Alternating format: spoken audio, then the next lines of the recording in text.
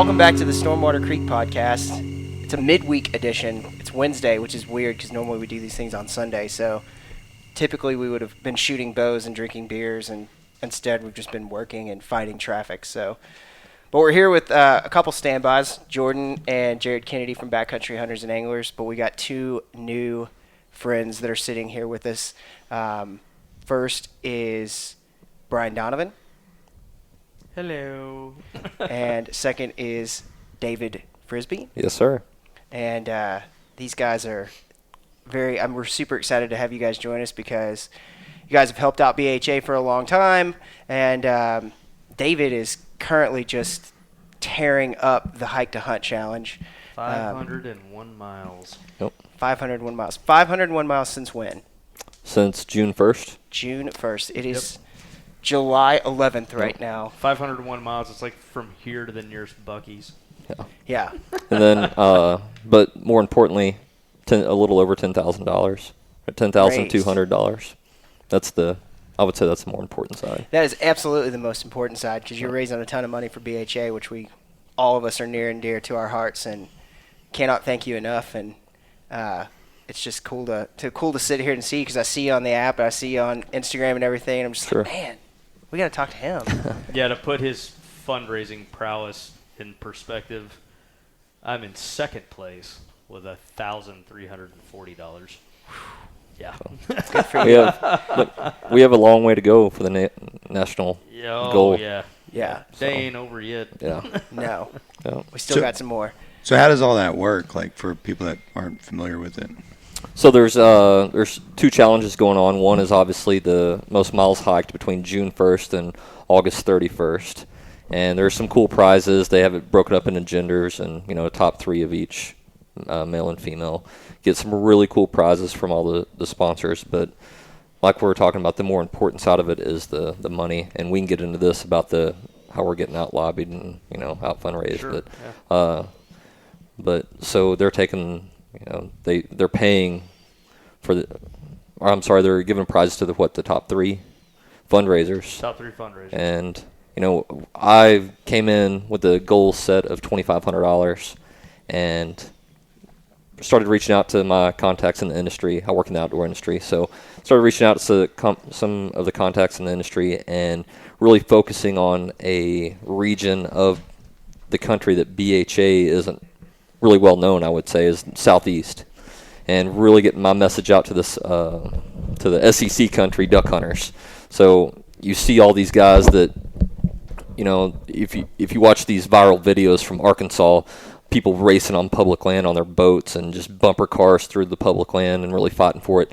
Those guys are just as effective by public lands as the guys out in the west chasing elk and antelope and mule deer and stuff. And I think when people think of BHA, they think, everything out west, and they don't really take into account what's going on in the southeast. So I started reaching an audience that I don't think BHA has been currently reaching real heavy. I mean, there's just one, so I know that Texas is a fortunate state kind of down here in the south, and then towards the southeast we have our own chapter, but Arkansas and Louisiana and Mississippi, I don't think they have individual chapters, do they? I think they just kind of roll up underneath one southeast chapter, so totally an untapped market, people. But this fundraiser that they're doing is a way to reach those people and start establishing chapters there and let people know how important it is. And there's a big thing going on in Arkansas right now about what the Parks and Wildlife is doing up there to the public land, and ruining the habitat and putting all these regulations on mud motors and everything else. There's a fight going on in Arkansas right now, and people need to wake up and see that what they're used to doing, what they've been used to doing for so long, is about to change if they don't, get involved. Yeah, we're in a perfect example of a state where if you're not careful, all of a sudden you look up and there's nothing there for the average person or just any person to go out and enjoy and use without without having to find a place, buy a place, or go ask for a bunch of permissions that you may or may not get. Sure. What are we, 3% private or public? Yeah, I think it's like 97% is privately held, Yep. and like just over 1.7 million acres of public land here in the state of Texas, which for the state is Tiny. I mean, I feel like there's probably a couple ranches that Yeah. big, you know. Oh yeah. You know, Well, so- there's that are bigger I than mean, Yeah. if the rest of the country should be listening to Texas, and you know what, we sell more hunting licenses than any other state in the country, but we have the least amount of public access, and it's crazy. I don't get it. I would be surprised if we weren't, you know, top of the non-resident license sold in Colorado and Montana. I bet Texas residents. I mean, you got to think there is. I mean, everybody who we talk to goes out of state. I mean, at some point, if you're, to chase whitetails, even. I mean, you know, just because it's pay to play here. Sure. And if It's you're a gonna rich pay, it's turned into a rich man's sport. It started with quail hunting, and now it's gone into every other aspect. I mean, the only thing that's still accessible to the blue collar guy is the probably the duck hunting. Public land duck hunting is still there's some walk-in areas, but also fishing. That's it. Yeah. Outside of that, you got to be rich. Yeah, it's the idea that you're going to go out and lock down a little piece of property for you and your family to enjoy. Even that has gotten to the point where that's largely out of reach, because you find the right, even if it's a 25-acre place, you find the right 25 acres that's got, to go to waterfowl hunting, that's got hydric soil, that has all of the contours that you need to do water control structures, to flood some wetlands. Maybe it's got a place that you could flood off a creek to make a little hardwood bottom that's got some water in it. That 25 acres may cost you $150,000, depending on how closely situated it is to a major metropolitan area. It's the reason that there's a lot of landowners in Oklahoma now that have Texas mailing addresses. Your property taxes up there are much more affordable. The land is a little more achievable on a per acre cost basis, and frankly, they just have a ton of birds up there. Yep. Well, I have a young family. I have a 3-year-old daughter, and I sit back and look at this, and I'm like, and I cannot imagine a world where I'm not taking my daughter hunting. Yeah. So what other things in my life am I willing to give up to either purchase a piece of property or, afford a lease every single year? Because I want her to grow up just the same way I did. And I was blessed enough to have family property, to hunt mule deer and whitetail up in the Panhandle, but that's all gone. Yeah. So what do you do? Yeah, I'm one of the guys that's in my core group of duck hunting buddies, has literally saved money every month since he was 18 years old, and he's in his kind of late 30s now, and is still nowhere close to what it takes to buy even 100 really high quality acres of prime waterfowl habitat. And even if you do find it, it's probably not going to be close to where you can live, so you can make the money to do that. Oh, this this is as a second property. You're Yeah. never going to live where you hunt and be able to afford to do that. No.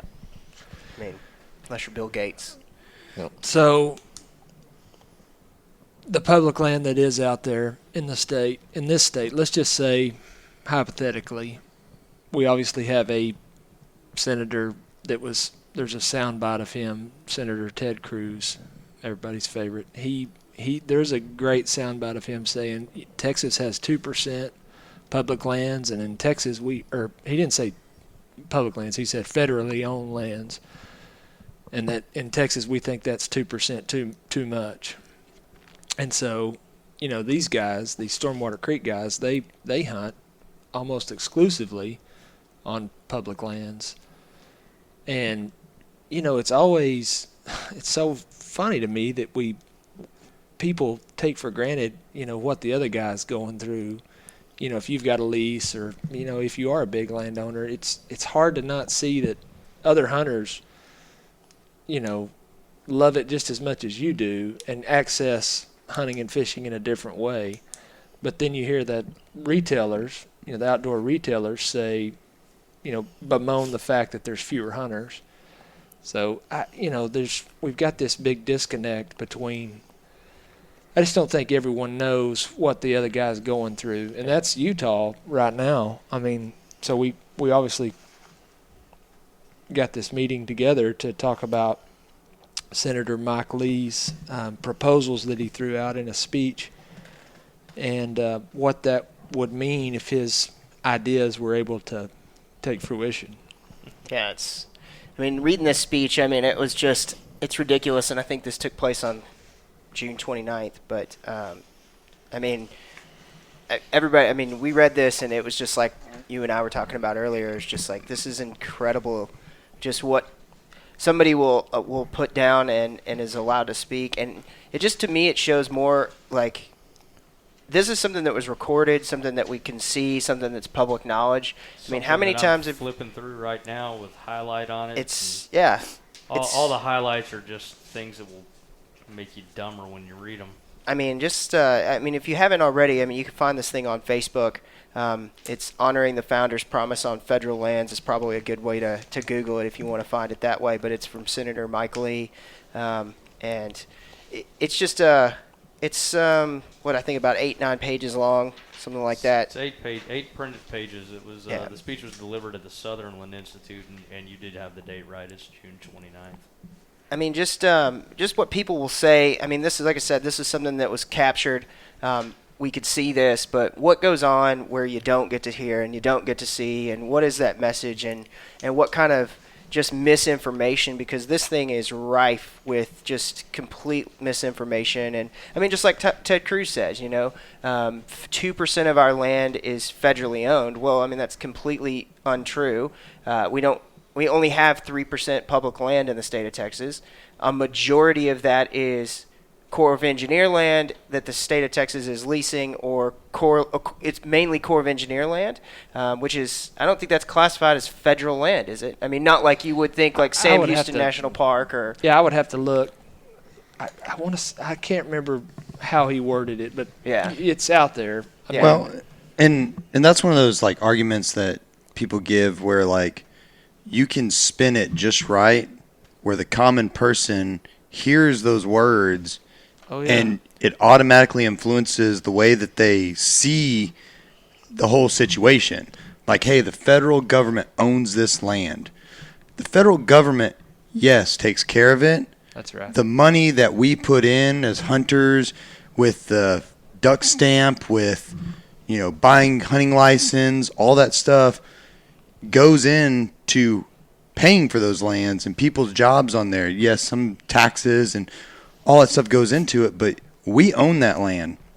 We can use it. You can do whatever recreational thing you want to do outside on those lands. You can go do it. You can go to Colorado, the same federal lands, and just walk out into the federal lands that you own and use them. Yep. Now, if you're going to take a resource and like a deer, an elk, ducks, anything like that, you pay to take those off of it with a stamp or a hunting license or something like that to regulate how much is taking off the land. And people don't understand that when these people make these speeches, they automatically hear it as they own it so that no one else can and you can't use it, and because it's jumbled up with the way they say things. Yeah. And the last time I looked, we try to keep people like England out of here, where only rich people, lords and kings that can use the land and they own the animals, and then that's how you lose animals.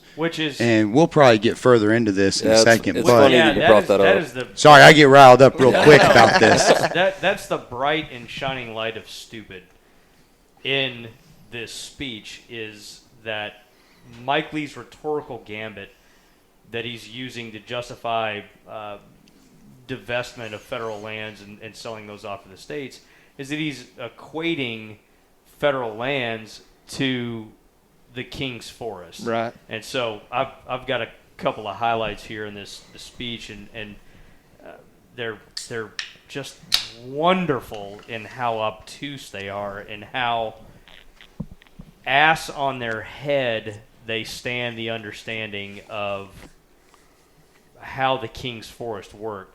So, to quote him, in medieval England, kings and princes liked to hunt. So prized was royal game, like stags and boars, that kings created so-called royal forests, massive game preserves intended to protect wildlife and scenery for the exclusive entertainment of the nobility.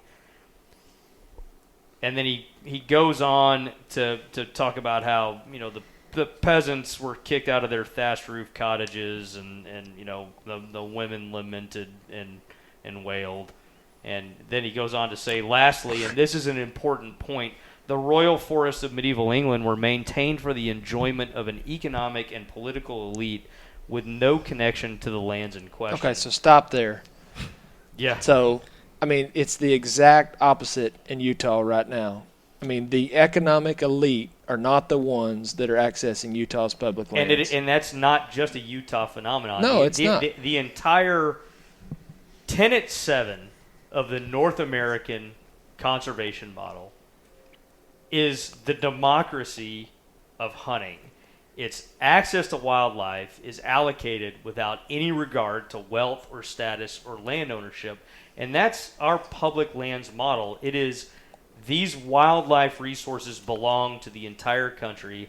Anyone can draw their tag, buy their over-the-counter tag, buy their resident license. They can go into these public lands and they can enjoy these resources that are scientifically managed on their behalf. Yeah. In trust for them, right? That's exactly right. They're held in public trust. And in Mike Lee's weird, distorted view of how the King's Forest worked, the federal government having purview over a national resource blocks that from, like, only rich people are accessing that resource. Yeah. It's the most asinine argument that I've ever seen about. And it's actually quite the opposite, you know? It is literally, you're exactly right. It is the polar opposite of reality. Well, that's the thing. As soon as they were sold, like, let's just say these lands that he was talking about were in Colorado. In Colorado, you can't camp on state trust lands. Yep. I mean, they may have a camping area, but the difference between, you know, where I hunt elk on the national forest is you out there wherever you want to put your tent. Yeah. You go do it. You can't hunt in Texas state lands, or you can't camp on hunting lands in Texas. Right. You can camp in a state park, but you have to pay to camp there. Right. So, I mean, anybody that's been in a national forest in Colorado or New Mexico, you know, you hike in, you find you a good spot. There's your camp for the night. You know, some states have more punitive laws, you know, on their state land. Some of them have laws where you can't go at all. You're locked out. A lot of Colorado state lands are leased to private hunters. You know, to lease to outfitters. You know, yeah. So I mean, this is Senator Mike Lee's own words. This is his view of how it's. If the threat wasn't so serious, this shit would be hilarious. I mean, but this is his own words about how public land works, how federal public land works. Just as in feudal England, the federal government's vast estate is preserved for the enjoyment of the very few. For an upper crust elite, which all you bitches are the upper crust elite, just FYI. I wish someone told my banker that. Who want to transform the American West into so many picturesque tourist villages and uninhabited vistas. These elites like to say that America's federal lands are an inheritance for every American, but the benefits they extol seem primarily to flow their way. They get their playgrounds in Aspen and Moab, because when I think public lands, Aspen's the first top of the list. First thing that jumps to mind, dude. They get their rustic cabins, craft breweries, and artisanal coffee shops. So not only does this guy hate public land, he apparently hates beer and coffee. He hates beer and coffee. Like, this is straight communism as far as I'm concerned. Like, the terrorists have won. The terrorists have won. Not today, ISIS. Not today. Not in Aspen. I just, like you said, it's just so ridiculous because it is It's the absolute opposite. The elite, upper crust elite, don't even probably know that these things exist. The upper crust You know? elite are going to Ted Turner's place Yeah. and tipping over buffalo like that's a challenge. Yeah. Well, they're hunting our golly Yeah. in Well, Tajikistan. They're not. Yeah, they're not. They're not worried about dumping antelope They're hunt dumping and- the tiny tin. That was definitely not a bottle cap hitting the tile floor. Yeah, exactly. I mean, that's the thing. You're not dealing with people who are the upper crust elite. Is not that. It is the everyday, the middle class. You know, And there may be some folks with plenty of money that, I mean, I'm sure there's a lot of these guys that put in for 20 years in Arizona and draw a public land bull tag that have more money than I do. But man, I tell you what, it would be hard to talk any of those guys into thinking that selling that land, you know, in Arizona to the state or to some oil and gas company, which is that's where it's going. Exactly. Yeah, I mean, you have to be a complete dumbass to not see that. Well, and it's happened before. You follow the money. Oil and gas, you know, Utah's got a lot of extractive industry, and oil and gas is pulling the strings over there. I mean, there's no telling what Mike Lee's getting cut, you know, for campaign. You know, I talked to someone today. I contacted.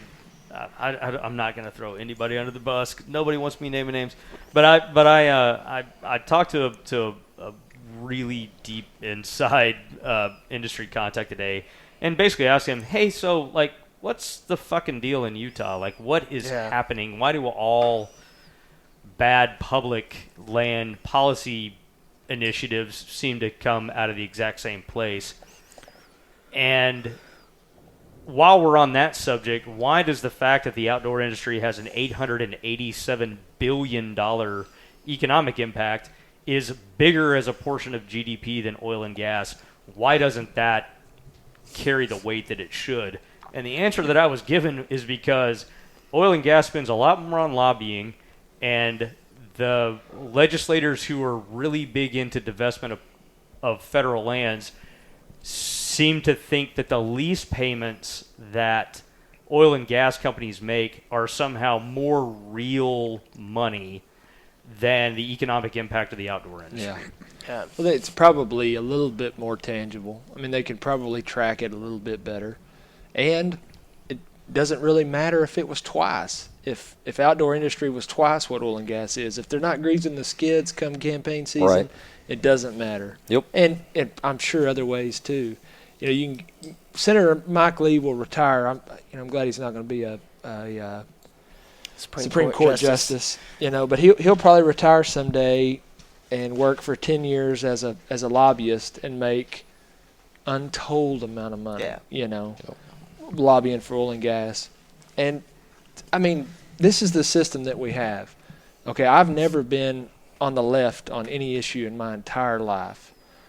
But we're pinko communists. I get right now. In Texas, we're the far left. We're I've gotten some pretty crazy looks. I just don't think pumping oil. I just don't think people realize it. And I'm not anti-oil and gas. I mean, a lot of my clients are oil and gas What are you guys. looking at me for? Yeah, I know. I know. You're putting holes in the ground. Yeah. But, I mean, there's a time and place for it. That's the there's thing. There's a lot of times and places for it. You know, there's not just one time. Yeah, exactly. And I'm not saying Utah needs to be less restrictive. No. But selling that land, it'll never come back. No. What's going to happen is the REIs of the world, you know, anybody that runs an ad in outdoor, not Outdoor Life, what is it, Outdoors? What's the big, that's kind of a more left-leaning. Outdoor. Yep, just outdoor. Outside, sorry. Outside. That's right. Yeah, you know, the climbers, the hikers, the mountain bikers, the trail runners of the world, we're all going to have to, I mean, we need to join forces with those guys as hunters and fishermen. And there seems to be sort of this mindset. You have the hunting and fishing segment of outdoor users have a 75 plus year history of sort of carrying the freight, paying the cost for things like the National Wildlife Refuge system, you know, through duck stamps, through Pittman Robertson. Right. You have the Land and Water Conservation Fund on the oil and gas side that is being funded at about 30% of what it should be funded as. the fund and is that money is supposed to be split about 60-40 between states and the federal projects, and the state money's gone. It is gone. So you have both the extractive industry and the consumptive outdoor segment have been paying for this whole system for a long time. And then you've got your bird watchers and your photographers and your hikers and campers and all, your people that are going to shop at REI. Who could be completely, who think everybody sitting in here is a murderer, probably. Yep. Yeah, right. Some of them. That's Yeah, exactly a lot of right. them. Yeah. Not all of them. So not all of them, obviously, no, but they're free riding on our Yeah. dollars, for one thing. Two, there's a lot of industry pushback from the big outdoor company, that logo on my shirt right there, players who don't want to have a Pittman-Robertson type of a tax applied. Excise, yeah. Yeah, so they don't want binoculars, they don't want camera lenses, they don't want all of this other stuff that goes into the outdoors to be taxed to fund all of these public lands. The flip side of that is when you kind of sit and noodle over it. Well, we're kind of outnumbered by the hikers and campers of the world, and just like you said, some of them are intensely hostile to consumptive use of natural resources. So on the one hand, you really want these guys to stop free riding. Like, hey, if you guys would have some skin in the game, then we've got the lobbying dollars where we can match the oil and gas industry. The flip side of that is these people could very easily apply those lobbying dollars to go against multiple use. Yeah. And all of a sudden you find hunting and angling frozen out of public land. So there's a little bit of a dance there that you have to dance. Agreed. Yeah. It's a tough place to be in, and we're in a weird spot. But I think I think there's a renewed sense of interest in sourcing wild, food and where your food comes from, and really I think that whole aspect of our industry is really where we have to continue to move to and really show these people that. Are there idiots? Yeah, but I can guarantee you there's an idiot rock climber out there, and I guarantee you there's an idiot bird watcher out there, and I guarantee there's a one in every single I've walk climbed of life. all over the western United States. I was a rock climber for a long time until my first daughter was born. Yeah. Trust me, there's idiot rock climbers. Yeah, and so that doesn't mean that every one of them is an idiot. There's a lot of people who do exactly what we do here, and they like to feed their family on wild game that they went out and they found and they harvested. And the problem with humans is some of them are complete dipshits. Yep, exactly. But I do like I like what modern huntsman is trying to do as far as sort of an outreach and PR, playing a long game of. Yeah. I don't want to say rehabilitating the image of hunting because I don't think that it needs to be rehabilitated. It's more of an educational outreach because the vast majority of America has lost touch with what it means to have any connection to natural places. Exactly. And that's a huge problem. Yeah. That's how ideas like Mike Lee's take root, because it's crazy to me that you can have people who are intensely conservative and just sneer and turn their noses up at the idea of sort of the effete city liberal, but are also in love with an idea that is so detached from any rural heritage that you can't reconcile that. Yeah. Do you think a lot of this can be tied back to what they saw that the Bundys had so much support in kind of their rhetoric and kind of a rallying cry against federal government? Yeah, the pardons this week were not helpful. That was not helpful. It's like Trump takes 2 steps forward and then 1 giant step back. I came in here tonight wanting to steer way clear of politics because both sides are literally too stupid to insult. Yeah. And I don't want to get into the mud on that, but The pardons were, I think that reinforces. Look, man, like I understand the instinct that, oh my God, the federal government sucks. They're huge. They're in every aspect of our life. It's so intrusive. They just vacuum up an unholy amount of time and money and resources from the economy and from people who are just trying to live their lives. But I think sometimes you go full dipshit when you start to support people who are committing arson on national wildlife refuges. Like the Hammonds did. Yeah. I mean, it's just... I mean, I think, and to the separation of that so many people are just not...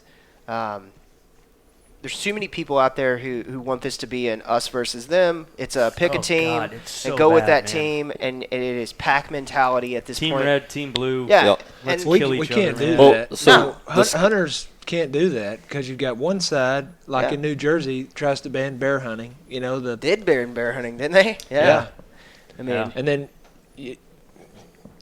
Well, and then the the other scary- side, you've got Republicans that there was a plank on their national platform to divest, public lands, which is where a lot of people out west do their hunting. Yeah, and it's and that A lot of people that in this exact area. point, I ran into that on the Backcountry Hunters and Anglers page just this week, where a guy was like, he's trying to slice the pie. You can tell this is a pretty reasonable guy. He's like, hey man, like, stop painting Republicans with a broad brush. Like, the ideas come from individual people, and like you can't tar and feather an entire party.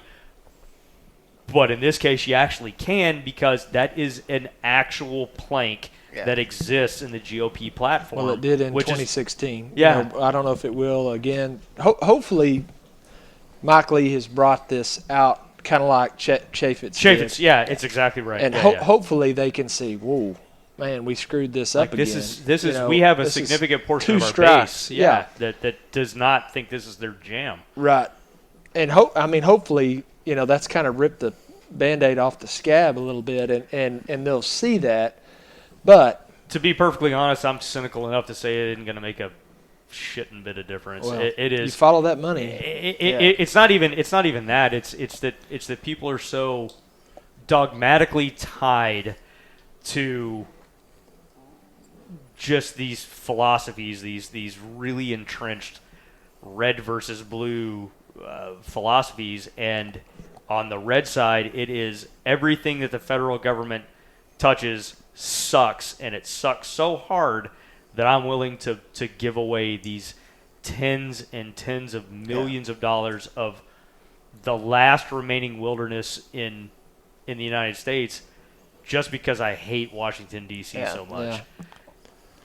So the scariest part for me is I'm sitting in a room with four guys that are, you do your homework, you educate yourself, you don't take what Mike Lee's saying as the gospel. Yeah. But my grandparents, hell, my own parents, I like to think of them as free thinkers, but they sit around and they watch Fox News all night, and they're like, well, that's the gospel right there. Yeah, That that's he is telling me the truth. Yeah. And it scares the hell out of me that, we're the minority in this room. I mean, you're going out and, actually doing the research, and you're not voting along party lines when, I was raised in a family that it is Republican and nothing else. Yeah. You just click that red ticket, and you don't educate yourself in the It's still hard for me because there's issues that are more important to me than public lands, and I know Ryan Bussey, our the chairman of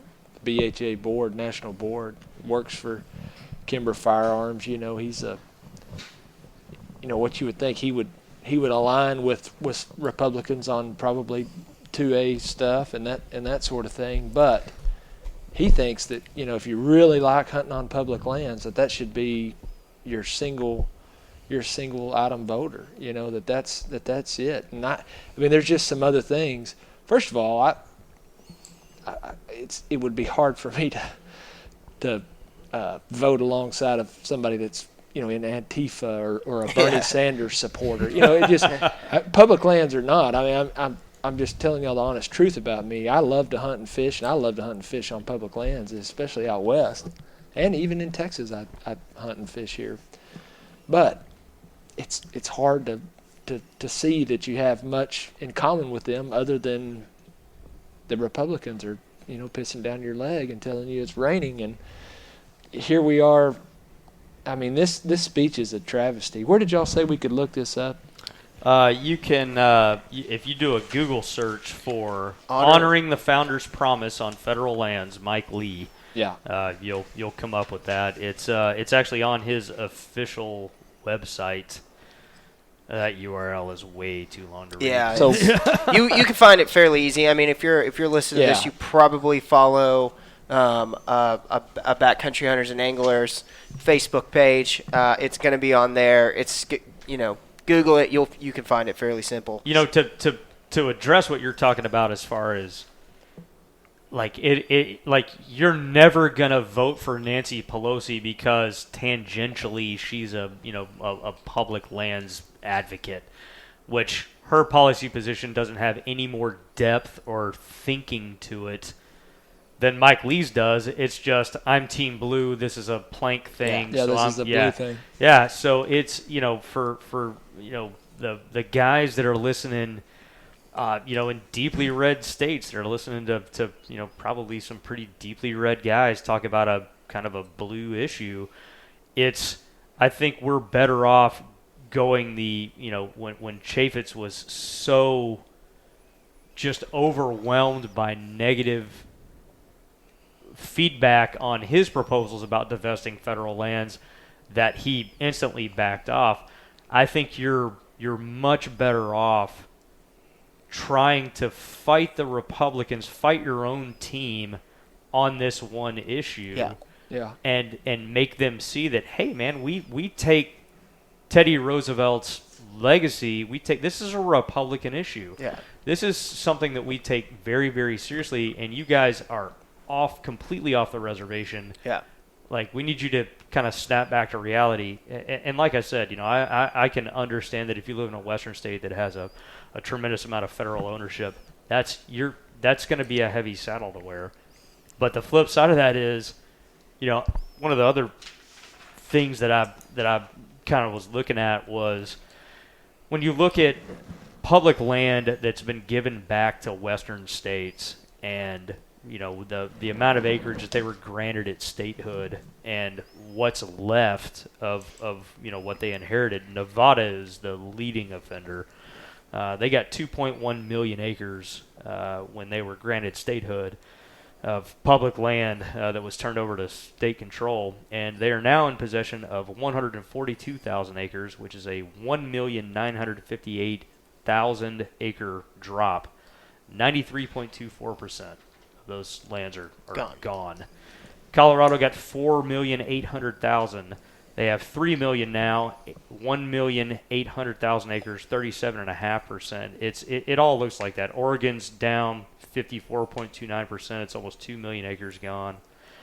So when someone like Mike Lee wants to talk about how turning these public lands over to the states somehow results in this just utopia of state control where these guys can totally, hey, dude, trust me, I've got the money. Yeah. It's just not here right now. Exactly. This isn't robbing. This is we're taking it away from the king, so you'll have more access to it. Right. Yeah. That It's land full of crap. goes. It It's- goes. The first does wildfire not come back. Yeah. The first wildfire, the first time that one of the lobbying crews wants to go in there and do some extraction, I mean they're gonna gut it, and I mean I just think that it's you gotta learn to, I mean, vote the way you want to vote. I mean, do what you need to do. I mean, that's your personal preference, in my opinion. But I mean, if you're not gonna, I mean, at least make your voice heard. That's what right. I was gonna say. If you want to vote Republican, vote Republican, but just wear their asses out so they know that.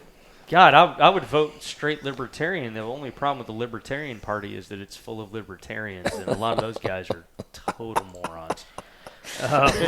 You start getting into like your anarcho-capitalists and just straight anarchists, and it just shit just starts. There needs to be some Spirals. control. Gets weird. I will say the voice that the public land had this week with Mike Lee, if you go to his Instagram, I mean, he's got 6,000 followers, okay? And typical engagement on any post of his will get anywhere from like 150 likes to 60 comments. I saw that. This week, I mean, his last one alone, I'm sitting here looking at it, 3,500 comments about telling him keep it public, keep it public, keep it public. Yeah. Probably slightly less cordial than he's well, accustomed to. Hey, he cannot ignore that. I'm sorry. I don't know what intern he has running his social media. You know what? Yes, he can. You know why? Because 90% of those comments are coming from people that will never have an opportunity to vote for him. Yeah, and that guy gives zero fucks if you can't vote for him. Yeah, I mean, I think it does though show an overwhelming. I think it shows that there is a voice and there is a contingency of people who are out there and who are willing to make their voice. And you got to think too, if that's the amount of fervor that we've generated with Chaffetz, what was that, last year, 2 years ago, and now with this thing, I mean, Chaffetz is a lobbyist now. Well, yeah, I mean, but we're talking about fractions of what our real power would be if people would just follow things. I mean, BHA and other organizations as well cannot make it any easier for you to send a message to you. They do it. Right. It's just follow the form letter. It works. But it works. What definitely- I hope one of is like other senators and other people in Congress see that and be like, oh, well, maybe I need to. That's not something I want to touch. Maybe I'll go after something else that people aren't as passionate about. That's definitely a point. While Mike Lee may not care, his his colleagues in states that might be slightly less vulnerable to a primary or even to a flip are going to take notice. Yeah. And I think social media is a great tool. That's what I do for a living, but it's brought us closer together, but also torn us apart in so many issues. But it is a great way to let your voice be heard, through Instagram, Twitter. All these senators, I mean, that's our president's favorite thing in the world is Twitter, right? Exactly, but yeah. you know what? He reads it, It changes his mind. Yeah, your voice is heard. It'll change anybody's mind if they're beat up enough. So let's keep beating him up. Yeah, it's something. Yeah. It's a tool that we have in the bucket that we need to be using. Mike Lee's a smarmy-looking son of a bitch, He is. dude. I mean, he looks like a copy of a copy of a copy that kind of got off somewhere, but they just kept cloning him. Oh my God! The social media like a multiplicity. That's exactly that. That's what he looks like. She touched my peppy, Steve. Oh gosh. We're gonna go eat a dolphin. I like pizza. I mean, he's probably a brilliant lawyer, obviously, but I mean, just to be completely that part of the speech that you read about this. I can go back. Oh man, I mean, So I got you one better. let's just clarify. It was 3 different initiatives that he talked about. Mm-hmm. The first one was limiting future presidential power on amending, adding, or changing the Antiquities Act. the Antiquities Act. And on that one, I think he has probably the most solid legal footing because the Antiquities Act, when it was passed, the wording of the act is that you are preserving the smallest necessary amount of land, and there was some discussion about how much that actually meant. Was it 800 acres? Was it maybe 5,000 acres? And so 5,000 acres seems to be I don't want to say that's a precedent. It's an amount of land that's been discussed in the past, and that's what he's kind of glommed onto. So, which he basically wants to make it where you have to ratify it through the House and the Senate, correct? Correct. And so what the way that would work is you could have an executive decree to declare a new monument under the Antiquities Act up to 5,000 acres. And if 5,000 acres was insufficient to protect, the Antiquities Act is not actually meant to protect landscapes. It's meant to protect culturally significant, archaeological artifacts, Right. or things that are very culturally sensitive, but occupy a small amount of land. And so if you need more than 5,000 acres, then at that point it would have to get kicked back to Congress for approval. That's okay. I'm kind of listening on that one. The other two are just So the next one, I believe, was reinstating the Homestead Act, Correct. more or less. That's the big one, right? Yeah, that's the one where you take what he calls lands that are sitting idle or lands that are. He says, just imagine what opening this land up would do for young entrepreneurs or to attract exciting businesses to create new jobs. So he's talking about developing these lands. Yeah, it could expand the law to allow states, local governments, and individuals to petition the government to use the land for affordable housing, education, healthcare, or research. I mean, the underlying premise there is that undeveloped land is useless. That's right. Yeah, That it's it not has worth serving anything. no purpose. I just don't understand too. Like when we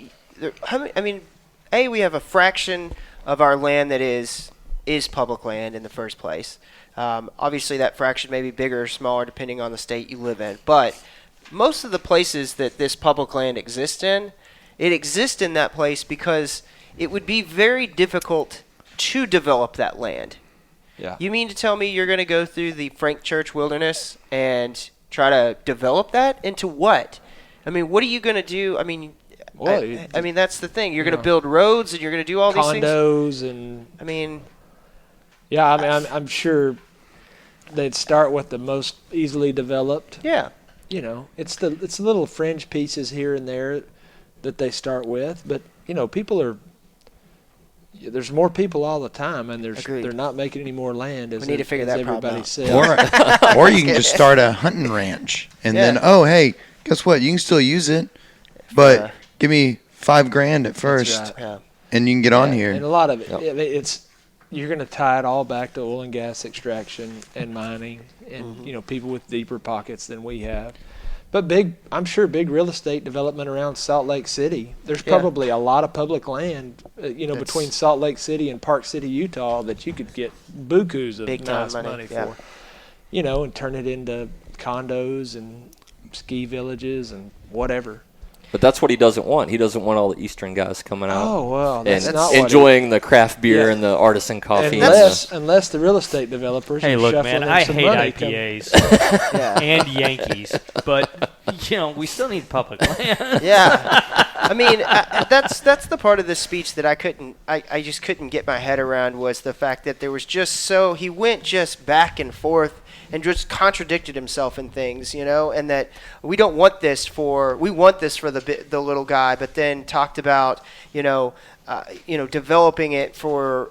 You think that's gonna? I mean, you think affordable housing? I mean, why don't we develop some of the areas in our urban areas where they can actually that people who need affordable housing could actually utilize affordable housing, and maybe then get out of affordable housing by creating and generating wealth for themselves. Whoa. Which is You what our can't say that country kind of was, stuff. about. I mean, that's somebody who needs help. That's all it is. And so I think that,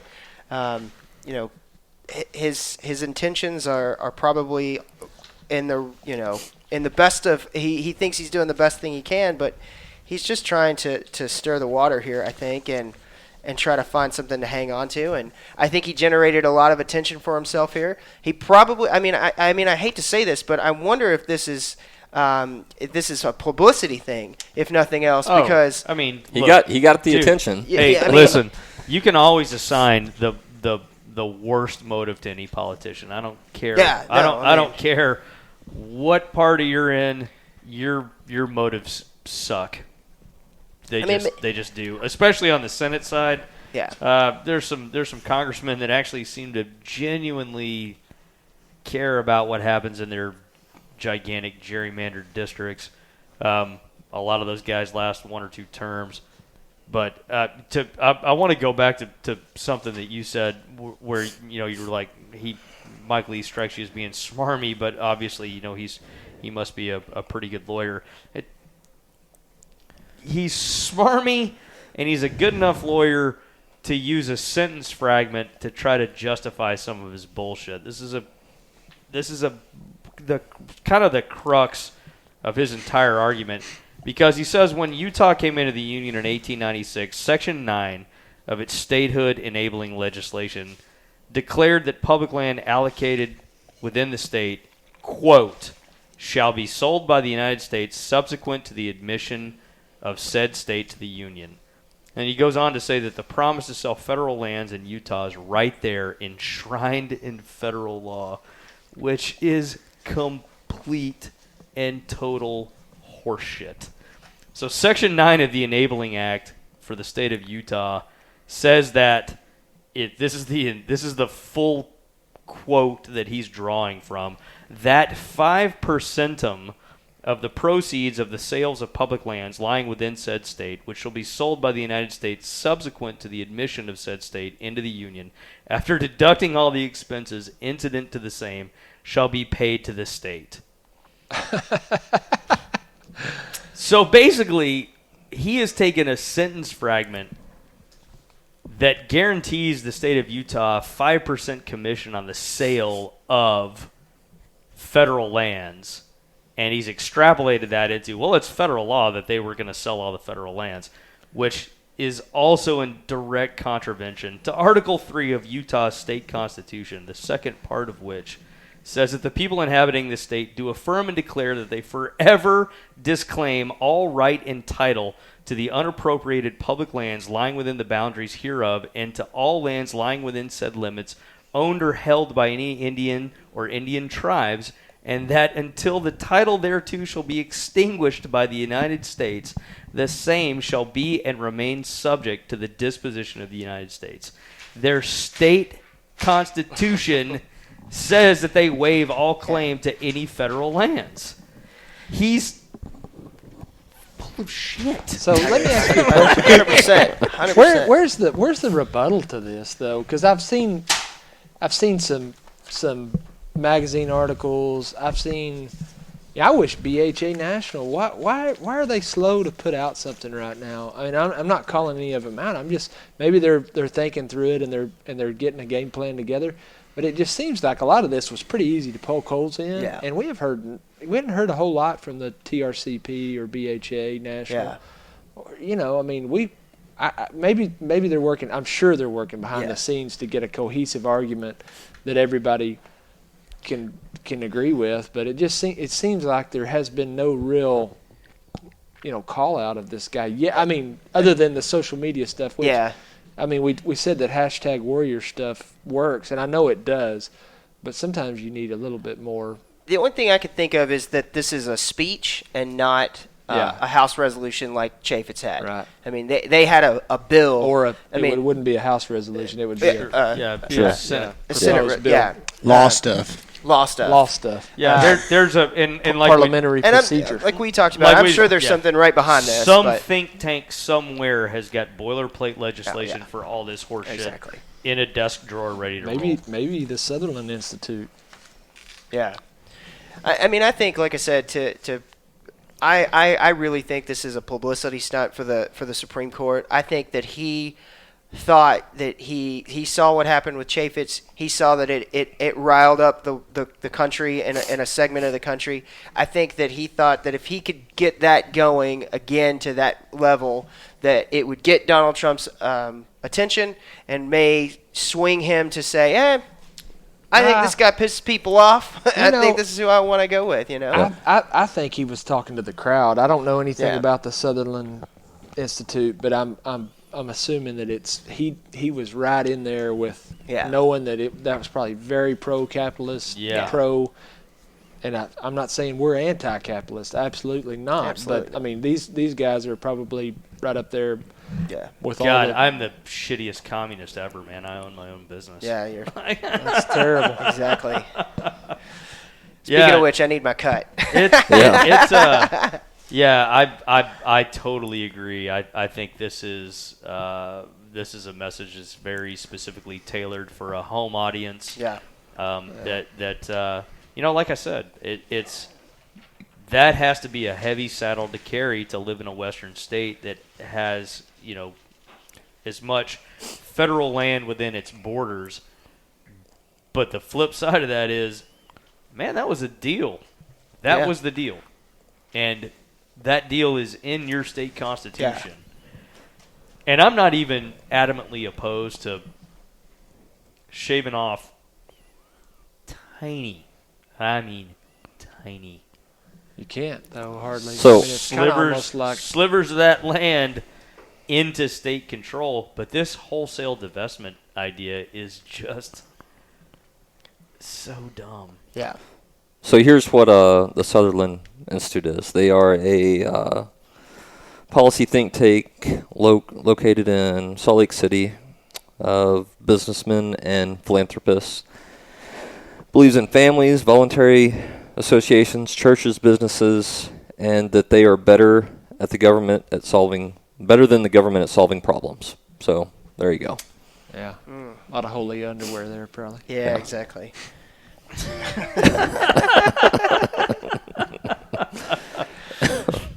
Holy underwear.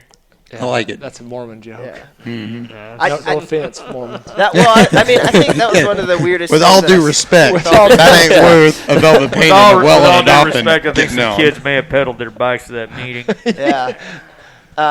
I just saw that somebody had tried to kind of help defend this as Mike Lee is a Mormon, and the Mormons have a deep distrust of the federal government. They should. And you know, Everybody should. Yeah, Everybody I mean, should have a it's like- healthy That's right. distrust of their own government. exactly. So That's very healthy. That's very American. I have no problem with that.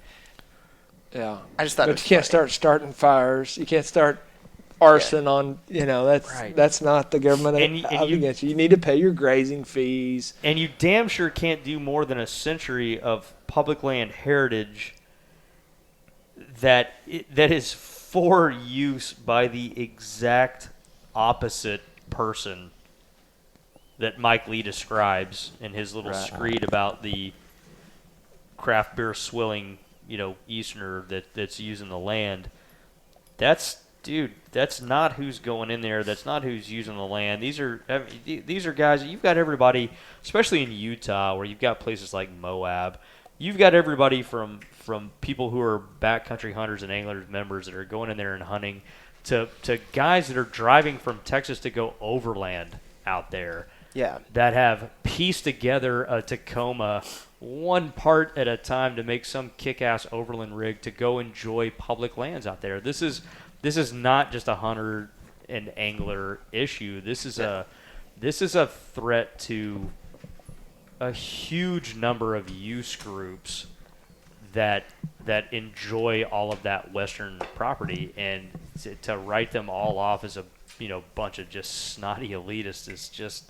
It's snotty and elite is what it is. That's exactly right. I mean, and it the really whole is. thing is it's just bizarro world, man. I can't get over it.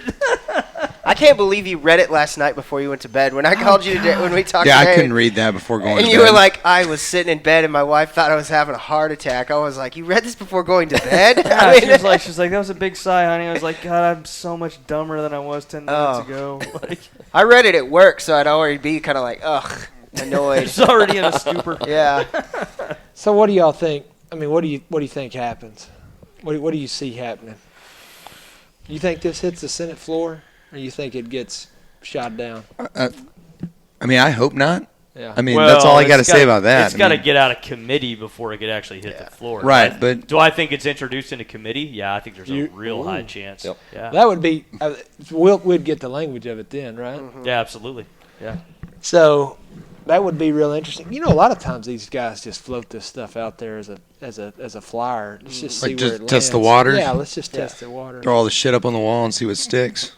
Well, that's what they they were talking about that on a podcast I listened to the other day. That's what antis do. They throw a lawsuit or a ballot initiative out to see kind of how much support they can gather, and if it gets enough support, then they go through with it. But it wouldn't surprise me if this wasn't just kind of a See what head happens. fake. Well, Who knows about this guy? yeah, What what they is- vote him out?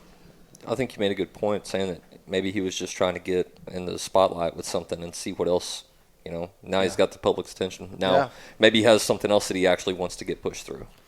You know what though, given Utah's state history of Being Utah. just going after this same subject over and over and over again, I think eventually this is a stand-up fight you have to have. Eventually somebody's going to get at least probably Mike Lee is going to get something into committee, at least into committee. Yeah. And that's when the real fight is going to happen. Maybe that is, I guarantee that backcountry hunters and anglers has got lobbyists and lawyers who are prepared to go to the ground as soon as this thing hits committee. Yeah. But you're exactly right. Until it goes into committee, you don't have language. You don't have anything to actually throw a punch at, other than yelling at Mike Lee, "Hey, this is a stupid idea. Maybe don't be stupid." Have you ever tried not being stupid? It's a pretty cool thing to do. It's awesome. But I mean, and I think too, they have to look at it as well and see like, okay, well, our base is. I mean, they didn't even need to do that. We didn't need Steve Rinella getting on Facebook Live or on Facebook and saying, "Hey, we got to get out and do this." That didn't even need to occur on this. This started hitting I don't even remember when it was on Wednesday. I was just, sitting there, and all of a sudden I just started seeing it blow up everywhere, and you're just like, okay, like it was the everyday, the common person who was like, this is bullshit, and we need to make sure this stops, and then it just boom. And so I think that with BHA putting out the kind of the boilerplate messages to be able to say, hey, send this, and it's going to go to every one of your, your congressmen and your senators and everything. And dude, land taught, for those of you guys that don't really follow backcountry hunters and anglers real closely, the CEO of BHA is a guy named Land Tawney, and he posted a live video that actually dropped, so it turned into 2 live videos. God, you want to talk about mad as a hornet? Oh, good Lord! Yeah, I mean, it's ridiculous, that. But I mean, I think I'm proud of people who for the response that it had, like David was saying about what this guy's. Just go look at his Instagram account or his Twitter account or his Facebook account, and you will see the reaction to what he said, and it is not, hey man, we're with you. It is, Oh yeah. No, we're not. That guy is in there because there are people that are pretty heavily emotionally invested in. It's a large part. Like if you want to go to kind of a macro level on political philosophy, it's a lot of the reason that Trump was elected, which is this outsider. The government is too big. It's in your life in way too many places, and we're gonna just blow this whole system up. That instinct comes into a lot of the discussion for certain people.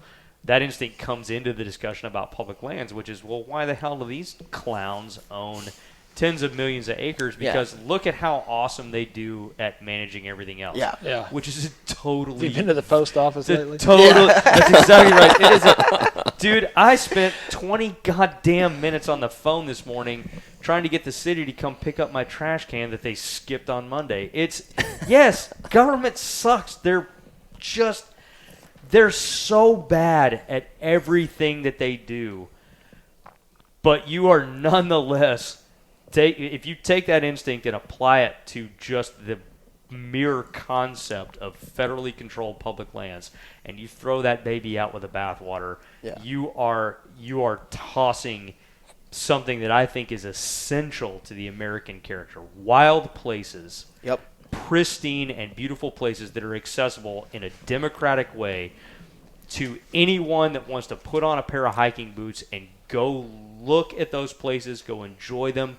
If they want to go hunt or fish or take pictures of birds, or they want to go see the first bear that they've ever seen, they have the opportunity to nowhere else in the world can you do that. There's nowhere that's what is so offensive about Mike Lee's Royal Forest comparison, because the Royal Forest that he's talking about were only for the landed gentry.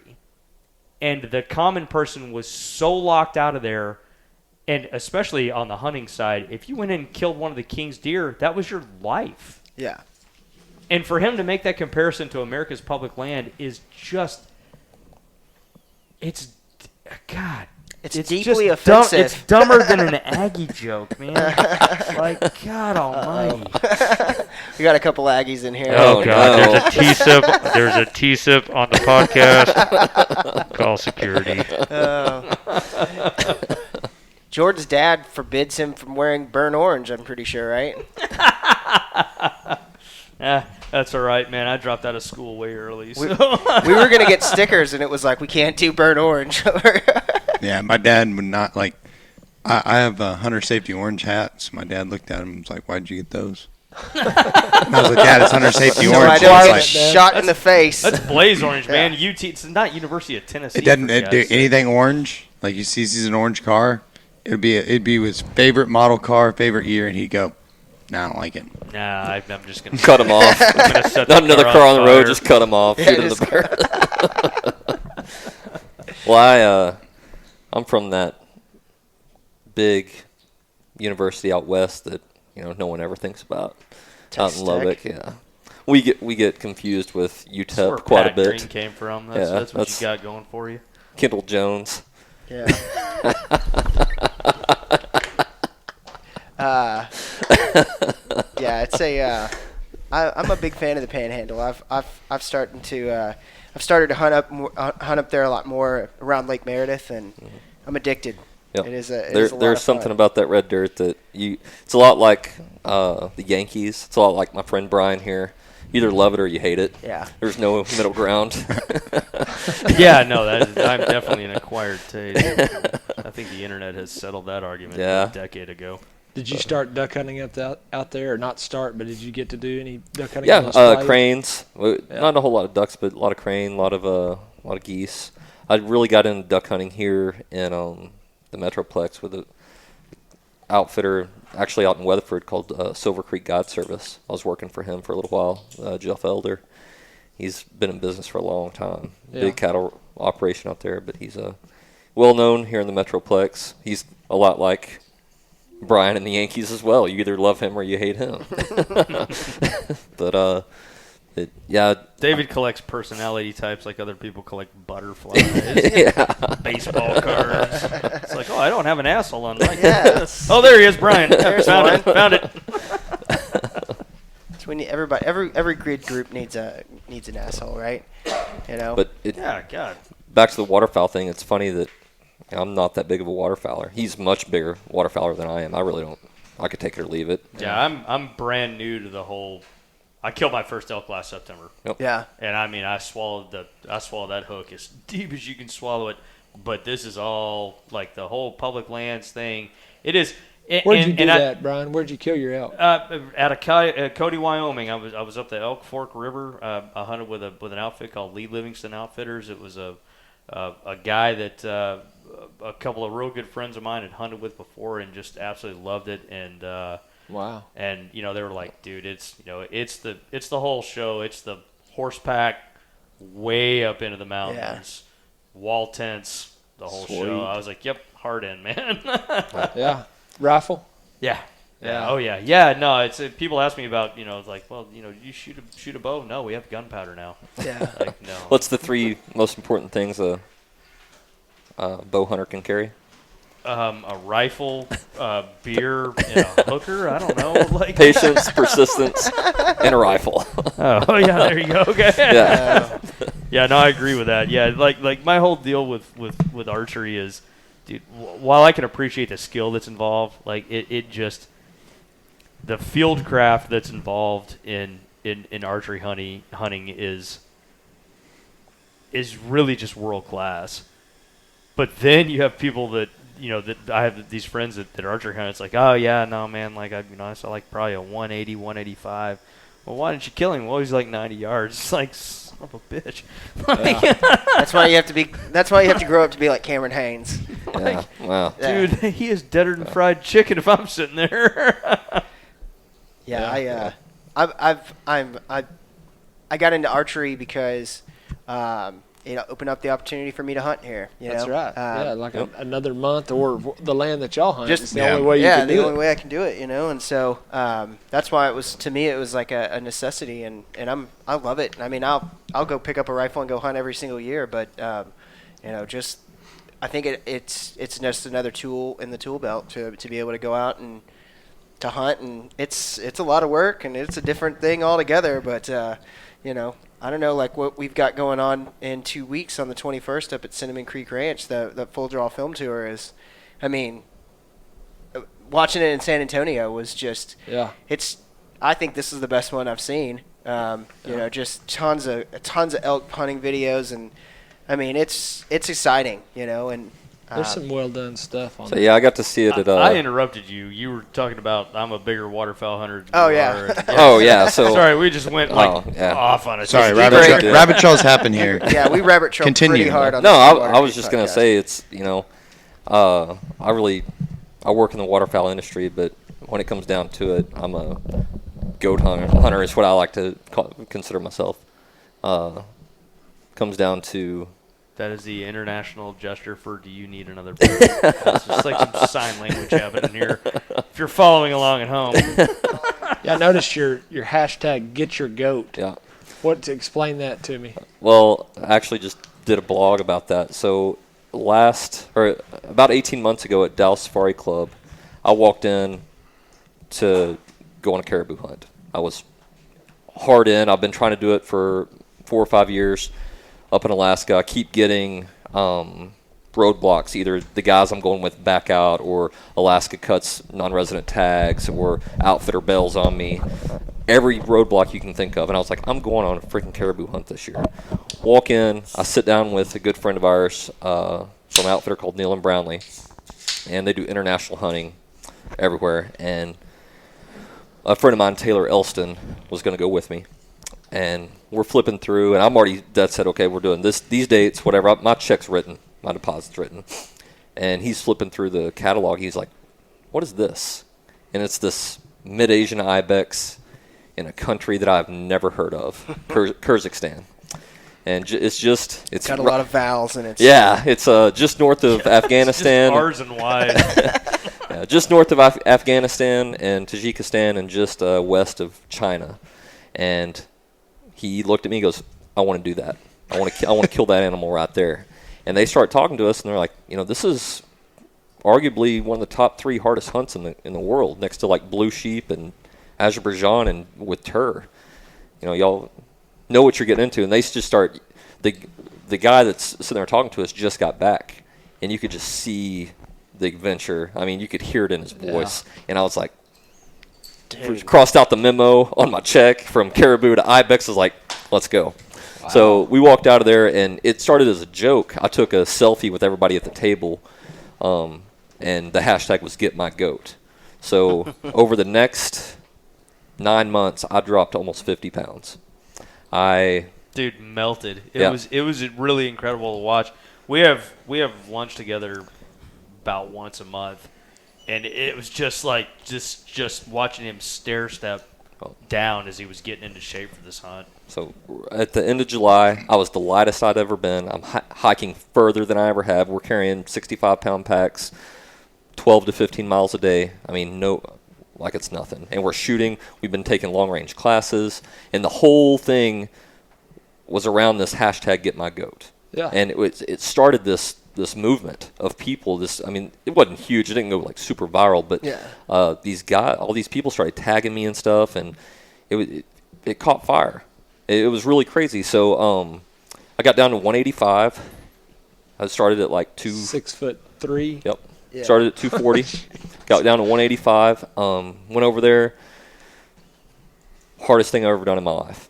Still, there was a little Asian guy that spoke Russian, smoking a cigarette, wearing rubber boots that kicked my ass up a mountain. And rubber boots. But the whole thing was a mental grind from the time I left my house to the time we got back. What was the altitudes that y'all hit? I shot my ibex at 11.8. Wow. Oh, wow. My friend Taylor got a little over 12.5. So it was, but did you get to 13 a time or two? Yeah. Oh yeah, we were coming over saddles and stuff. So we were horseback. It was 7 days. I got back to base camp early, and I sat in a storage container for 3 days, drinking cognac and vodka with these Russian guys. We had flesh in your fleshing your hide Yeah, out. well, we had not heard from my hunting partner Taylor, and I had another buddy there, Trey, that he was successful early as well. But we sat there and we didn't hear from Taylor. Taylor came home. He missed a close to 50-inch ibex on day one. Came home with a 34-inch ibex, the smallest one out of the group, and I'm jealous of his adventure.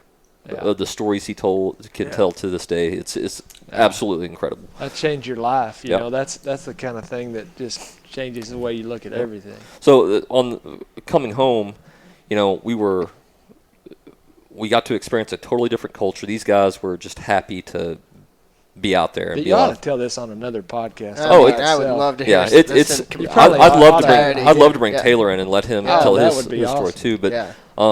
so getting home, Yeah. it's You guys lost Doug. Like the crux of this story is they lost Doug. yeah. But Stole a tiger. but we got home and I've taken that Get My Goat hashtag Yeah. in every aspect of my life. Yeah. Strive for perfection, whether it be in my marriage, whether it be mowing my yard, everything I do. This competition, Yeah. that's all about this. And so doing that, I'm doing a caribou hunt this year. Next year I'm doing Dall sheep and caribou. I'm doing, I'm chasing that North American, the Super 10 right now. Yeah. And I'm really hard up on that. But it all goes back to this animal that I didn't know existed in a country that I didn't know was a thing. It was absolutely incredible. Yeah, but I can imagine. I'd love to, have Taylor come in and talk about the culture and, what we experienced over there. That'd be awesome. My one aspect of that was my guide was and Taylor's guide were brothers. And one day that we hadn't heard from them, he was legitimately worried about his brother on the mountain. It was snowing and raining, real horrible conditions. And the translator came in and said, hey, he wants you to go outside with him and pray. I was like, I'm Southern Baptist, man. Like, Yeah, you're like, and he's like, they're Muslim. I mean, it's straight up. Yeah. He was Muslim. Yeah. Yep. So she was like, if you don't go out there, you're really going to offend him. And that's his brother on the mountain too. And he thought that Taylor was my brother. Yeah. So we went outside and I prayed with him. Yeah. I mean, it was just You it prayed was to your God and he prayed to his. yeah, but it was like a hunter. Same God. Yeah, it was Slightly different outlooks. the hunter. Yeah, it's both religions in Right. the book. Yeah. But we were coming together on common ground, praying for our friends on the mountain. I mean, Slightly. it's an incredible story. It's just it changed my outlook on life completely. I can imagine. I mean, that's just oof. Yeah. But now, so Taylor is my travel companion. I was telling y'all about him. He's a nurse. He hates nursing. He absolutely hates it, but he's really good at what he does. And he picked this profession because it gives him time off of work and the financial stability to do what he wants to do. And that is I respect that. Yeah. That's the I mean, only 100%. reason. That's a real low demand job, Yeah. especially in North Texas. Yeah. But he so on this, I'm doing my Dall sheep in August of next year, and he was just that's a pinnacle animal. He I mean, can go with you? he can't. This was a one-time deal, but he's going up there to do. He booked a caribou hunt and talked the outfitter into letting him come to that camp, and we're going to go out and hunt our own animals, and then come back to camp and still get to experience that somewhat That's together. yeah. So it's And that's in the NWT.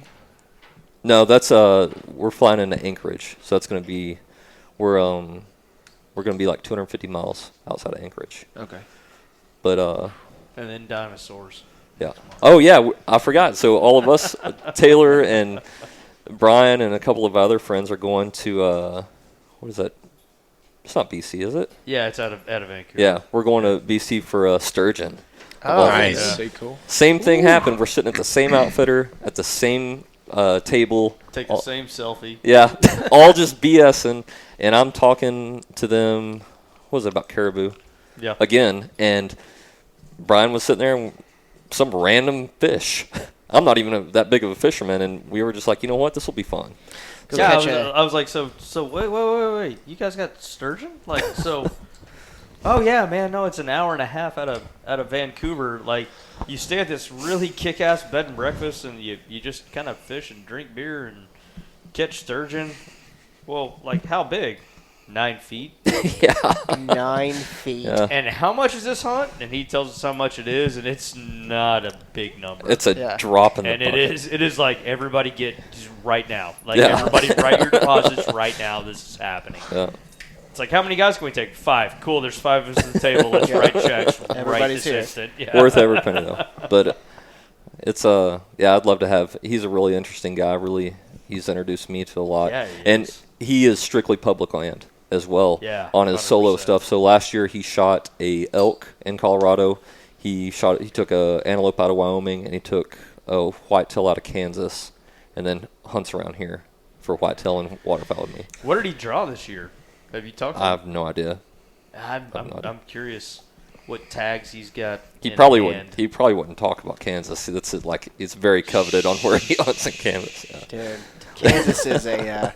There's another podcast here in Texas that does a lot of public land stuff, and they shot a really, really nice deer on Kansas, just on a hanging hunt. Yeah. Just, hey, let's stop there, and threw up a stand and shot a giant whitetail deer up Yep. there. And I don't know, I'm like, man, Kansas, how far is that? Yeah, Right. It's like But- 8 hours. It's 8 hours? Yeah. but You can But have an That's adventure down the there. street I here. mean, you can. Right. Yeah. Yeah. There's big grassland You can't even get tracks to that you can Padre in 8 camp hours. on. There's yep, that's what he big- does. There's big, Kansas is a great state for what they call, it's not block management, but it's Kansas, the state goes in and leases a bunch of private Yeah. land, a bunch of private CRP tracks Mhm. for pheasant and quail and, waterfowl hunting and that sort of thing. So, I mean, you could have a great hunt. There's a lot of that is good mule deer habitat. There's some river bottom stuff that's good whitetail habitat. Yep. So, I mean, you could have a week-long adventure in Yeah. Kansas and be about half what an elk tag would cost you, but you could go. Yeah. Well, he goes On a up great there bow and hunt. he sleeps out of the back of his FJ, and he grinds it out, man. I've done that a couple. It's, of He loves that Wyoming's dirtbag got lifestyle. Got that program too. It's like public lands, private hunt Yeah. or something like that. Yeah. Yeah. And when you draw a tag in Wyoming, part of that deal is you can actually contribute to that program to help them get more land. It's like the Type 2 program in Texas is basically just a lot of it applies to like we were talking about way early about its core engineers Yeah. land, right?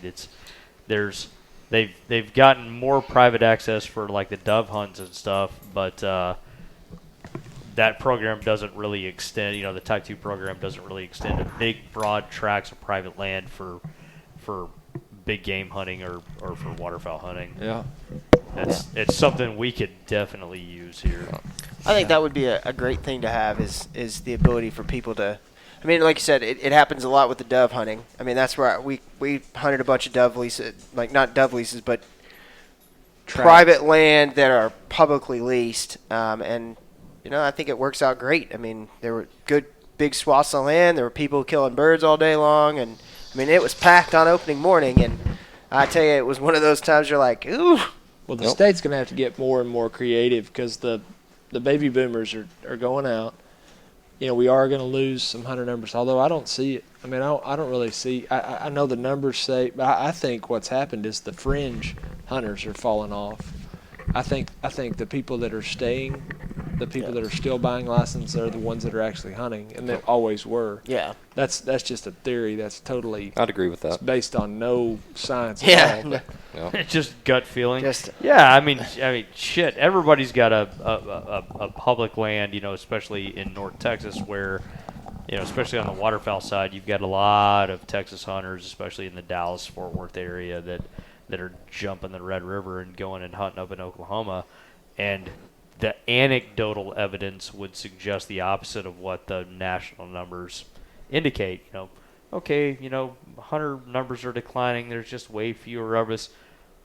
Dude, have you been to the blah, blah, blah boat ramp on opening day? Declining my ass. Yeah, You yeah, know, I I think that's what's happened is, we have a lot of folks that bought a hunting license for opening day of dove season. Sure. For years and years. And those guys are hunters. Well, they're not 12-month-a-year outdoorsmen, Sure. That's a guy that you went to church with, a guy that invited you dove hunting and, And you go deer hunting over Thanksgiving with your uncle or Yeah. something. I mean, yeah. But I think the hardcore are still around and probably even growing. Yeah. Yeah, and it's when you look at hunter data, it's still astonishing to me to see that, the average hunter, and I'm pulling numbers out of thin air. These aren't the real numbers, but they're similar. The average hunter in America spends 5 or 6 days afield, kills 0.3 whitetail, may kill 10 ducks, may kill a dozen dove, something like that. The average is so far below what the average of everyone in this room and everyone listening to this podcast, everyone that fires up, Ranella's podcast. Yeah. It's so far below what most of those guys experience. It's like, where are these fringe guys? Like, where is this dude that only hunts 3 times a year and kills a half a dozen dove? Like, who's that dude? To your point, though, I think, back to what we were talking about earlier, is, hunting's become such a expensive sport and so inconvenient for people that the hardcore hunters are still finding a way to do it. Right. And the fringe guys are like, Yeah, screw I'm it. out. Yeah. You see Not it worth at the inconvenience. We Golf talked is about easier. Ducks Unlimited banquets. Well, maybe we didn't, but you see it at the Ducks Unlimited banquet. 99% of the people there aren't going to kill a limit of ducks in a year.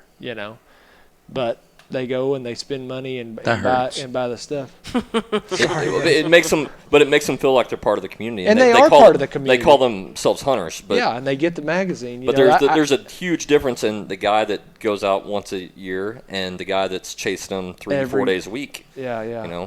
So and there's room for everybody. Oh, sure, absolutely. Sure. Oh yeah, no, I'm not in any way discounting the contribution that the casual guys make. It's just right.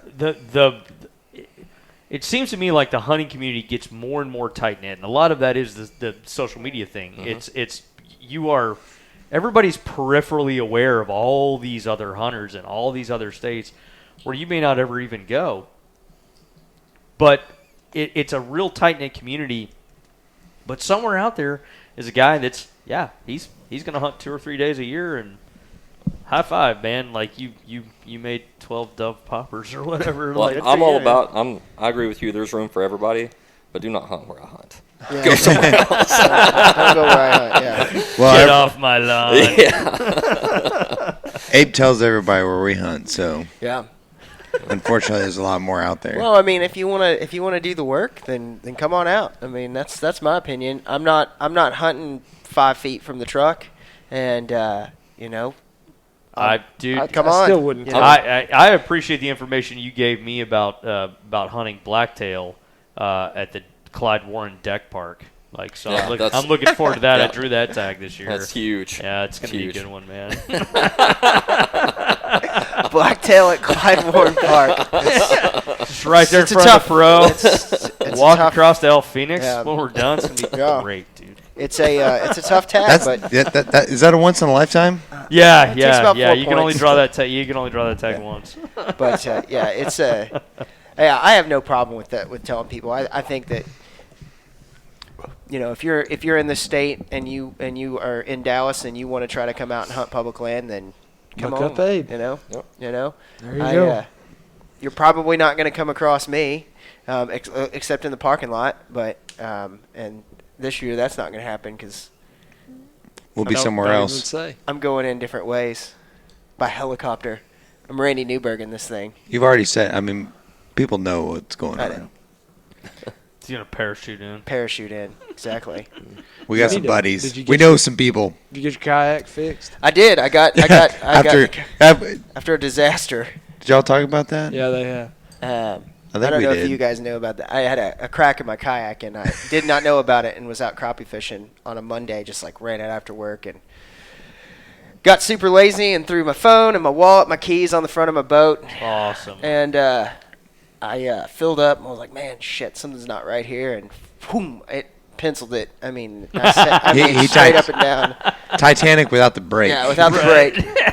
So I lost cell phone and keys. Oh my god! I tell you what, I was fishing and this guy and his girlfriend were coming into the boat ramp, and I was 200 yards, maybe 150 yards off the boat ramp, just in some brush. I was just fishing for a little bit, and they were on me real quick, thank goodness. And, I had a life jacket and everything, so I was fine. It sucks. I lost a couple fishing poles and Lost a bunch of gear. Lost some gear and Let's lost not the phone reminisce and on all that. Yeah, it sucked, but I did. I've got my kayak re-welded, and which is a weird thing to say on plastic, but I welded plastic, which was fun thing to do. Flex tape. Watertight. Flex tape was I was highly warned against flex tape, and I was worried about it coming off. So you just take the the polypropylene or whatever it is, plastic, and I took a heat gun and heated plastic up and heated the kayak up and just You literally brazed plastic, what you did.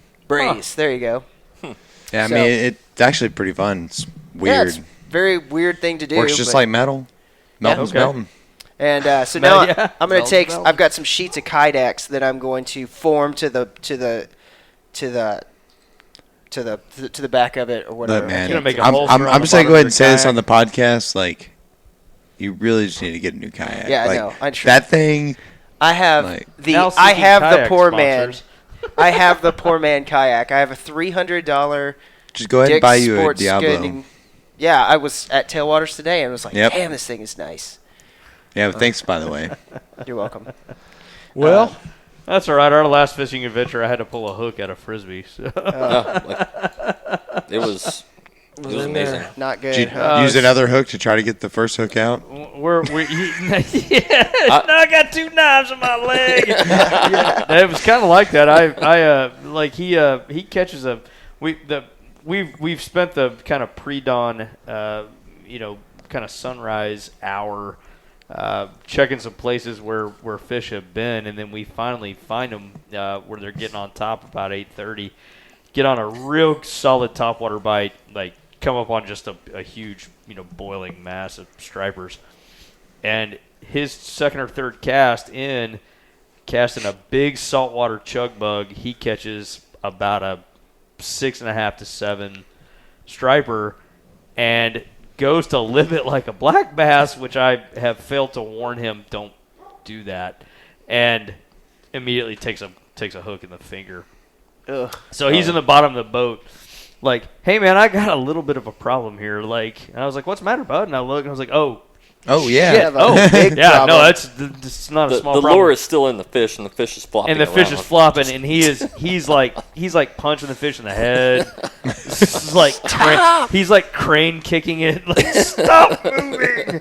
And so he finally gets the fish pinned down. So he's got the fish pinned down with one hand. He's got the hook in his other hand. And I'm looking at it, and I was like, okay, so here's what we're gonna do. I need to cut about a foot of braid, and I'm gonna get low on the shank of the hook and pull the barb down, and I'm gonna pop it. I'm just gonna pop it right out of your finger. He's like, all right, cool, man. Like, sounds like you know what you're doing. I was like, well, I'm familiar with the technique, but I've Saw it on YouTube I watched once. the YouTube video. It's pretty much never what I got. actually done it before. And he looks at me and he's like, I was like, yeah, sorry, man. Yeah. Like, Whatever. Just get it out. but I'm man. convinced the theory is sound. And sure enough, he said, hey, popped by right the way, world, that actually does work. It popped That's it, awesome. popped it right out. Oh. But All the he's people around immediately us heard some like, cuss get me a words. beer. He's like, get me a beer. I'm gonna lay on the back of the boat for a second. Like, all the families and the other pontoon boats around us heard some cuss words. they that learned. There's some vocabulary lessons we're I given. try not to do that, but it was. I've never even Kelly Clarkson. I've never even heard those combination of Tom words. Cruise, save me with your It witchcraft. doesn't even make sense. Get the hook out on me. God. So, I think we need to talk full draw just before we leave. Just July 21st at Cinnamon Creek Ranch. Yep. 10:30 is a 3D archery shoot, and then we'll have lunch and drinks and all that good stuff. 4 o'clock, we're going to start the movie. It's all a la carte. Don't feel like you have to come for the whole day. You come for what you want to do. We're having a huge raffle. We'll sell tickets before and during the show. So Full Draw Film Tour, go to their website, fulldrawfilmtour.com. You can go and buy tickets online. They're $10 in advance for the movie, $15 at the door. The 3D shoot is going to be a $20 shoot, which is a big discounted price. They're going to have a full course set. Yeah. They're actually having that the is a state. steal out at Cinnamon Oh, yeah, Creek. $20 is a steal. Yeah. They're having the state tournament right now out there, and so they're going to modify kind of from the state tournament into. So there's going to be some cool shots. It's going to be he's fun. planning some cool shots. Willie from Cinnamon Creek said that there was going to be a few things for the kids to do. It's a big place. There's a lot going on. Giant, So, yeah. I mean, it's family friendly. We should have some cold drinks. What I mean by that is free cold beer. We will. We'll have food served. I mean, Cinnamon Creek has concessions, I guess would be the best way to say that. Hot dogs, hamburgers, all that good stuff, some cold drinks. The movie starts at 4. We'll raffle everything off at the end. We've got great raffle prizes, 6-site gear. Yep. I met with those guys today. They're going to come out in a big way. We're raffling off a bow. There is a couple of Yeti coolers that we're raffling off. We've got pretty much a complete Firstlight kit.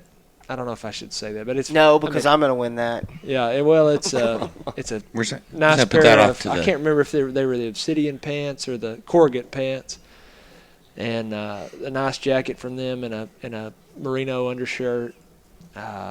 We've got several. I think we've got some arrows, some things from Drake, some waterfowl stuff. We got all kinds of good stuff. Got a pair of Vortex binoculars. It's going to You be know, fun. it's gonna be a fun time. And So- on top of all that, I've got to see all the films at ATA this year, Yeah. and there is some incredible footage. It's It's awesome. awesome. It's It is a fun absolutely time. incredible. So Yeah, it's a good time to just be around other guys that are Yeah. passionate about this stuff. it's a good off-season thing. Yeah, you know, for so sure. still continue to build community and getting Yep. ramped up for the season starting off. Absolutely. So that's awesome. I'm pumped up about it. Watching these things with a group of people is such a different experience than watching a hunting video at your house. Yeah. It's just, it's just really neat. And so come out, hang out. There's going to be food, fun, family, everything. And so I guess that's it, guys. That's it, man. Thanks for having us. Yeah, we appreciate you having guys us over. joining Thanks us. for having us at the house. Yeah, no And, problem, man. And appreciate you guys joining us. And thank you for raising as much money as you have for BHA. Yeah, if and- someone wanted to contribute to your BHA campaign, Yeah. your Hike to Hunt campaign, how do they find you? It's you can look at my Instagram at Frisbe. I'm Brian's at 3Curl. Yeah. And then to contribute, I'm backcountryhunters.org/3curl, THREECURL, and your /D Frisbe. and mine's just Frisbe, but Oh, the just link's Frisbe? in my bio. Yeah. Yeah. Yeah, So- me too. Yeah, links in the bio on Instagram. But if you're not going to contribute to me, for Contribute some to reason you don't like me, Yeah. donate to somebody. Exactly. Or join. I would encourage people to join the fight and hop Yeah. in, and It's- second place is, not that far ahead. So Exactly. It's the little bit of money that it costs to join backcountry hunters and anglers is worth it, if for nothing else than the quality of Backcountry Journal. It's Yeah, just such it's an really awesome good. magazine. Yeah, it's a great magazine. sure. And right now we've got the BHA is running the Yeti cooler special. So come out to Full Draw. For a $25 ticket, you get your name in for a Yeti 65 quart, and you get a year membership. So there's really no excuse not to, because you could win a cooler. And so. Yep, Kimber. We have also a Kimber Ascent rifle, a 6.5 Creedmoor, but you can actually get it chambered in anything you want. But that will be at the Full Draw event as well. But both of those Yetis and the Kimbers are going to be auctioned off November 29th down at Austin at the CC Filson event that we're doing, a storyteller event. All we're the doing down tickets there. go in. You don't have to be present to win Nope. down there. So that's a year-long deal. We're selling Yep. raffle tickets, and there you go. It'll be fun. Cool. Well, we appreciate it, guys. All right, thank you. Thanks for All right, listening. boys. Talk to you later. Good night.